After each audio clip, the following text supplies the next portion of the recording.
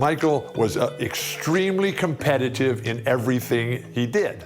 In Michael's second year, the Bulls were not any good, and we were the Boston Celtics, and we were on our way as one of the greatest teams ever to play basketball at any level, at any time.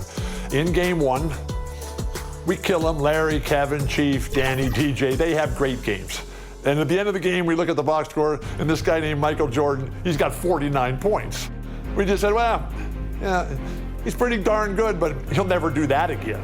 Game two takes 41 shots, makes 22 of them, takes 21 free throws and makes 19 of them and goes for 63 points. The Celtics are able to win the game in double overtime, 135 to 131. But we knew how lucky we had been to win that game because Michael was just so spectacular. That was the game where Larry Bird, in his post-game media comments, said, "I've just seen God disguised as Michael Jordan." And the rest is history.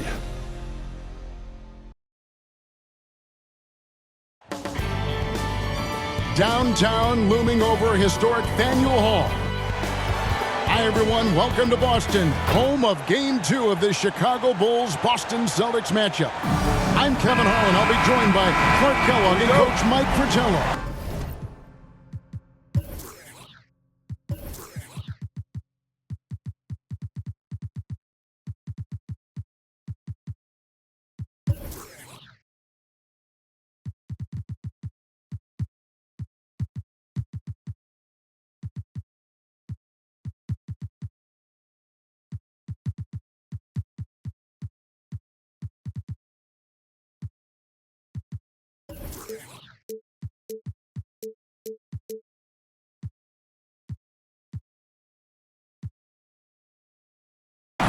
And Mike, Chicago hoping to even the series up here tonight. And it won't be easy, not against this Celtics team. The Celtics are the favorites to come out of the East, and they've showed why that's the case with a convincing Game 1 win. Very convincing. And the bright spot, Clark, from Game 1 for the Chicago Bulls, the production they got from the terrific Michael Jordan. How about his performance? Didn't look like he had been bothered at all by that foot injury. 49 points, and he showed he's extremely ready for the big stage of the playoffs. But you know what? He's going to have to even be better for them to get the win tonight. That's a good thought. And the Bulls will start with Charles Oakley and Dave Corzine at the 4 and 5. And in the point will be Kyle Macy. And on the wings, it's the fearsome duo of Michael Jordan and the Iceman, George Gervin. And the Celtics vaunted front court, Bird and McHale at the forward, with Robert Parrish in the middle. The backcourt pairing for them, Dennis Johnson and Danny Ainge. And the Bulls are in dire need to even this series. Losing by 17 points in Game 1, they need to make a statement tonight. Well, that's an easy, effortless make right at the rim. Yeah, you know this. You usually get only looks like this in the layup line. The defense has to make it harder on him right there. Now, here's Jordan. He has 5. Outside, Gervin. Jordan passes to Oakley. Good, and the assist goes to Jordan. Oakley's got his second basket. And Clark, the Bulls can't fall down 0-2 in a 5-game series. Hey, Kevin, it's hard enough to beat this Celtics team in any series, but to take 3 straight games from them, virtually impossible. I think you're right. Here's Jordan. Jordan out of the gates fast. Doesn't look shaky at all. Excellent job surveying the floor that time by Gervin. Recognized when his guys were open and got it to him. Here's Bird. Drained for 2 points. So many different tricks up his sleeve. Makes him a tough matchup. Jordan dishes to Oakley. Jordan against Johnson. Got it for his 4th field goal of the game on just 5 shots. And Clark, here's something that no team has been able to do. Slow down the Celtics front court. Well, there's just so much talent. Actually, too much talent in every position to be able to plug all the holes. They hurt you at both ends of the floor, too. Bird, McHale, Parrish, all elite players. I think someday all 3 will be in the Hall of Fame. I wouldn't be surprised if that's the case. And pushing it up, here's Boston. The shot by Ainge, no good. Chicago leading by 7. Here's Gervin. First shot, first basket. He's out of the blocks fast. This is how skilled Gervin is. Able to fight off contact on the way up. So the Celtics called timeout. They're first. Giving up way too many scores inside. I can see why Coach called the timeout there. And when you can't defend your rim inside, you can guarantee Coach is going to address that.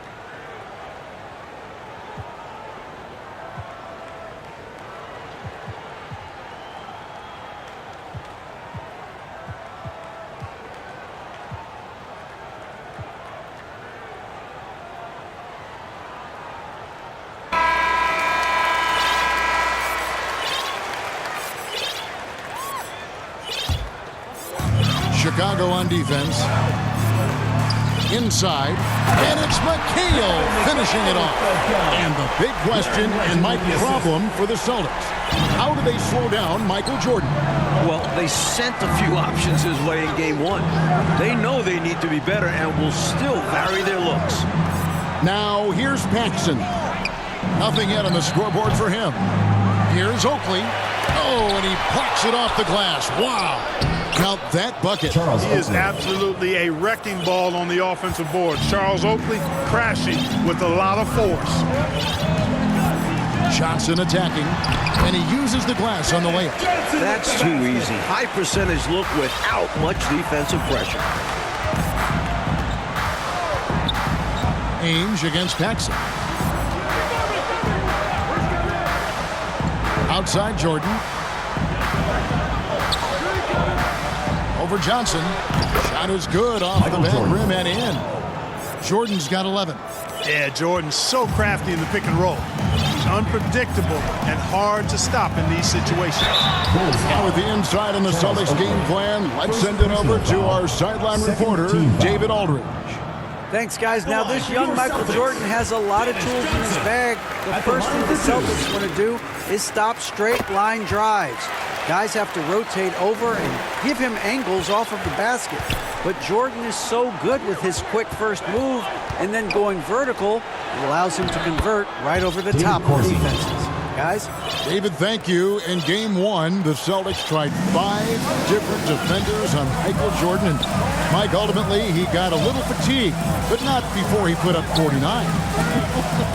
One of the assistant coaches with Chicago said about Jordan, he's got the jump shot ability of a Jerry West and the ability to go to the hoop of a Julius Erving. Pretty good people to be compared with. Phenomenal comparison. I love that. And Jordan with 49 points the last game. Any chance you think he'll match that? I'm never comfortable betting against Michael Jordan, Kevin. This guy is so good and so amazing. He's got the skill and the will to do it. I think a lot depends on what kind of defense the Celtics play on. That's going to be the thing to watch. Good for about 1 per game. Ainge finds his open man easily there. It's Jordan with the drive. Michael Jordan. Tell you what, the Bulls have really done a terrific job not giving this Celtics crowd a reason to get into it at all. Paxson with the steal. Jumps up, and then Jordan slams it in. Got his hands in the passing lane that time. Paxson creating scoring opportunities many different ways. Time called here. The Celtics decide to talk it over. I've been really impressed with some of the adjustments Coach has made here in this ball game. Yeah, as the game has moved along, Coach has done a nice job making the necessary changes.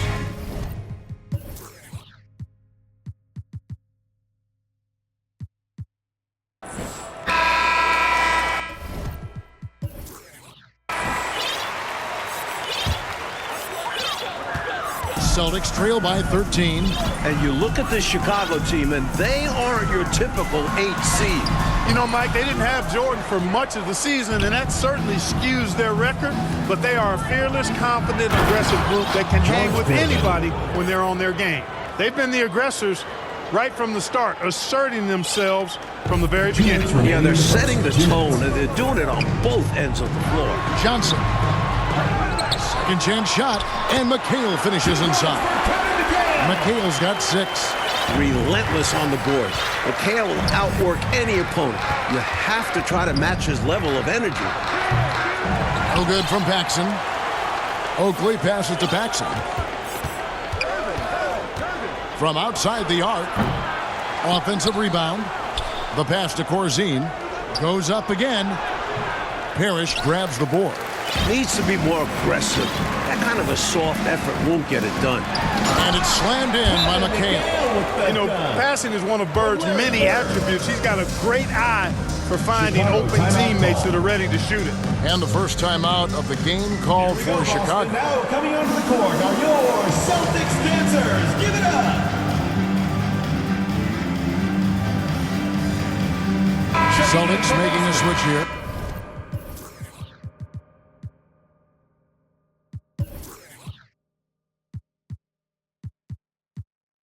Ceasing's checked in. 1:16 left to play here in the first. For three, Paxson. Good on the three-point shot. And the Bulls lead by 14. Right out of the starting blocks, they've been dominant at the offensive end. And that early momentum has helped them put together a nice lead. And the Bulls unable to stay with the Celtics in game one. It was within reach until the fourth quarter, but fell 123 to 104. And, you know, it really came down to the experience of the Celtics. That was a huge advantage for them. This is a group of championship players, and they had one of the best regular seasons ever as well. Early on, they built this lead on the power of paint points. Being aggressive in the paint can take a team out of a game early. McHale left side. Oh, yes, he did. 5 up and 5 down for him so far. Yeah, Ceasing has good vision on the floor. He finds the ready shooter and makes sure he gets fed. Here's Jordan. And Jordan throws it down. Perfection using the screen that time. Wasn't that beautiful? The strong pick allows him to get free. Defensively, the rotation was late, and they took advantage. That's a textbook example of how to move the ball. Boy, you got to love that action. And you can't allow Michael Jordan to get inside position. Once you do, you pretty much have to foul. And this will be his second and third shots to the line here. Both shots good from the stripe. He can do so much damage from the line. The defense has to be more careful around him. Here's Ceasing. Off target with the open look. Couldn't have asked for a better look. And a little frustration and didn't get it to drop. And so it's Chicago with a sizable lead as the quarter wraps up. They're ahead 16 points. They've got their field goal percentage to thank for that. They've been hot from all over the floor tonight. Back to the action in just a minute. Welcome back, everyone, to the second quarter in this round one matchup between the Chicago Bulls and the Boston Celtics.